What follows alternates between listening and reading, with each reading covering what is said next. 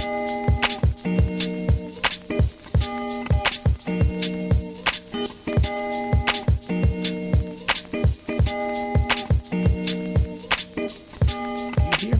here? And my first review of the day is going to be for the film Imaginary. Imaginary is the horror film.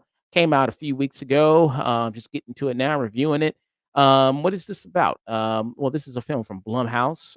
Blumhouse is kind of known for a variety of different qualities. Sometimes the movies can be, small budget surprises that really work, or they can be kind of small budget disasters that it's like, what the hell was that? Which one is this? I'll let you know. So you have a woman who's by the name of Jessica, who's played by DeWanda Wise, the gorgeous DeWanda Wise, by the way. I think, speaking about X-Men a little bit before, I think she'd probably make an excellent Storm, if they ever did another live Mm, action. yeah, she will make a great storm. Yeah. So she returned to her childhood home there, a home that she's kind of got a little bit of bad memories in. And then joining her in her return to her childhood home is she's now the stepmother to two kids. She's married and being married to this new guy. She's a stepmother to these kids, a teenager and a little girl. The teenager's name is Taylor and the little girl name is Alice.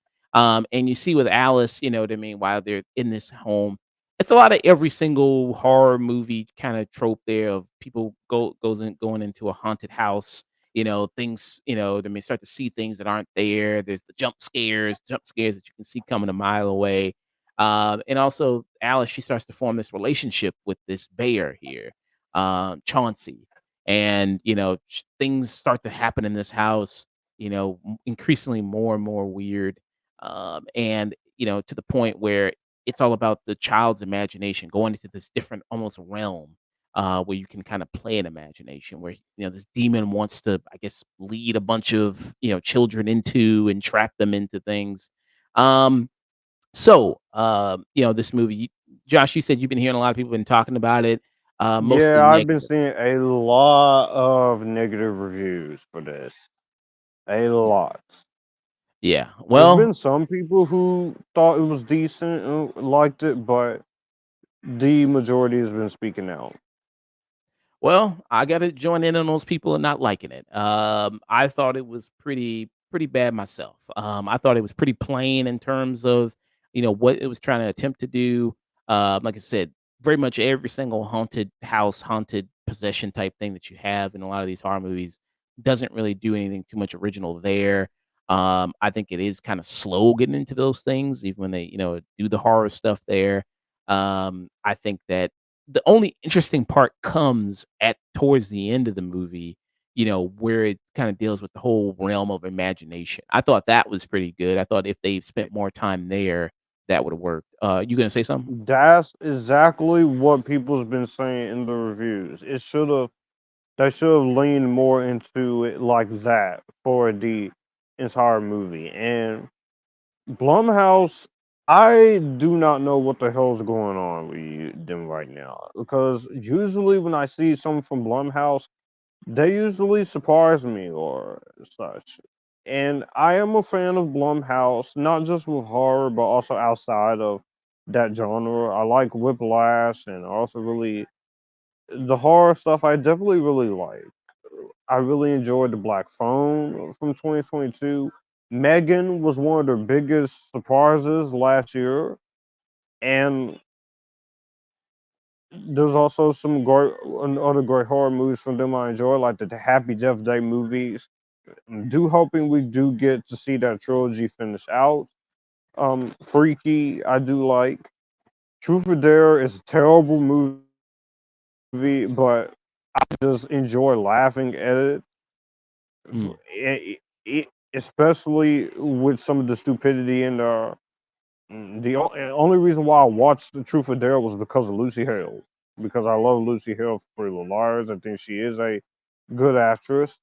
Fantasy Island, I enjoyed until we get to that stupid twist in the end of it. Whoever made that decision, Jeff Watlow, who is pretty famous in the film community, whoever made that decision, you should have rewritten the script again. But it's just And Black Christmas 2019 is one of the worst freaking horror movies I've ever seen. That movie is doesn't even feel like a horror movie. It doesn't even feel like a Black Christmas movie. And for those of you who want to bitch about the Marvels or X-Men 97 or anything with a female lead or a person of color being woke, go watch that movie and and then get back to me, cuz that was, you took it way too far. Mm. And Jeff Wallow, you mentioned him. He was the producer on Truth or Dare, and he's the director here on Imaginary, and he also directed Kick-Ass 2. And I'm looking at, the previous Blumhouse movies that just released recently. So for me, it's like, damn, I didn't know that they've released all these movies kinda back to back to back. I haven't liked any of these. So before Imaginary, you have Night Swim, which also came out this year, which is on my worst of list already. I did not like that. Uh Oh, so far on my worst of list, I just have two movies. We have Founders Day, which I really hated, and then we have Madam Web, which all of you who watched my rant on that, thank you for getting up to 222 views. Glad you guys get a kick out of that. Me making fun of the ADR or the fact that they reference Euphoria in there, which that got some laughs.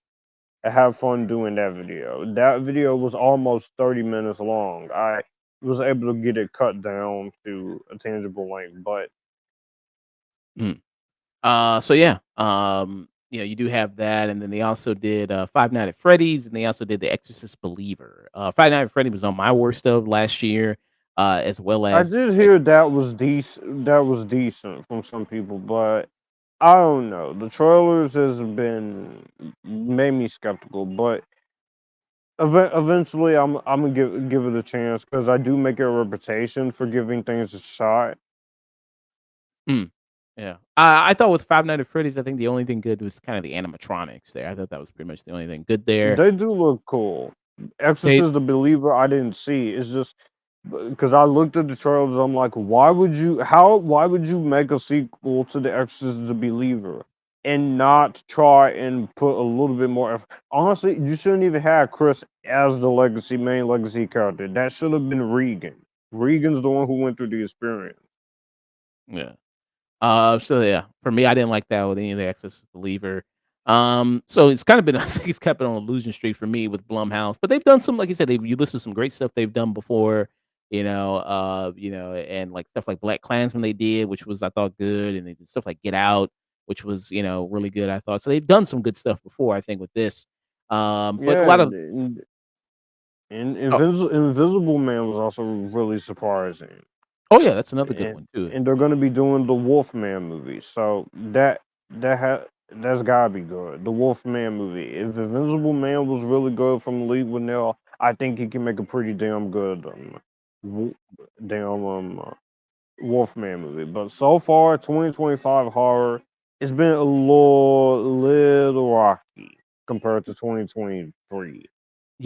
I said when I was doing a review of Immaculate, which Immaculate with Sydney Sweeney, I think is so far the only decent horror movie we've gotten so far this year. You're right. It's been pretty rocky for horror movies this upcoming year. This year prior, 2023, we already had Evil Dead Rise, which we could really praise, which I really like quite a bit. And so a lot of the game plan with Blumhouse is to make these movies on a small budget and then hopefully recoup that money, easier chance to recoup that money. So this movie had a budget of 10 to 12 million reportedly, and then it's already at a box office, so already double that. If you're going with 12 million, double it, 24 million, it has a box office of 27 million. So it already made a profit if you're going by that. And then I guess you also have to include the marketing for the movie, which I don't know exactly what the marketing budget on this was, but it's already made a little bit more probably than its budget.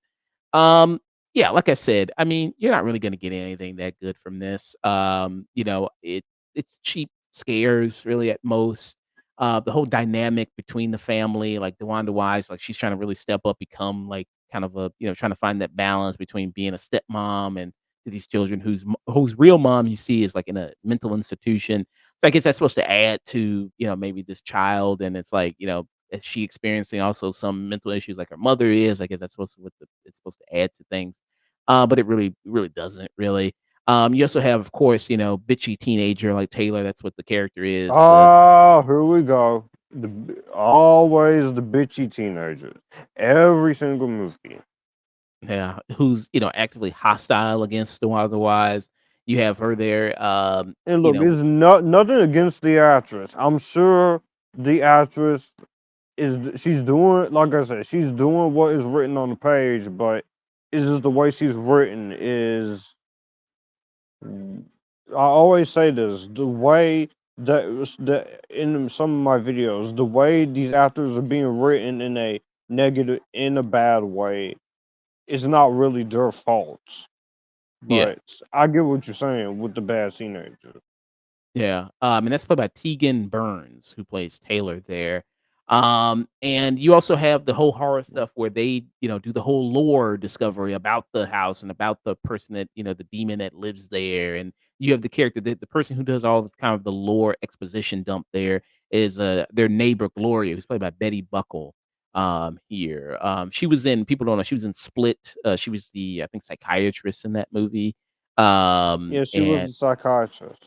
yeah, she was in that. She was in The Happening as well.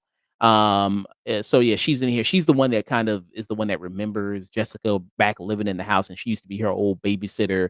So she hears this deliver a lot of exposition dump about the lore of like the creature that lives there, and because that's always the thing in horror movies. They discover what it is, and they have to read about it in order to fight it and defeat it. Um, yeah, I mean, this movie, like I said, it's not worth going to see in theaters. I don't even think it's worth probably to stream it even at home. That would be something that interests people. Like if they spent more time with the imagination stuff and building upon that, and when they go, like I said, when they go to Imagination World, where they go to this other dimension, it looks good, and there's a lot of practical effects that are kind of done there, mixed in with maybe a little bit of CGI that I think looks really fine. Um, there's some, okay kinda stuff that's there. If they kinda leaned into that more, I think the movie would have been more successful for that, and you would have had a little bit more of an interesting movie instead of what we got here, which is just kinda disappointing. Performance-wise, the Wanda trying her best.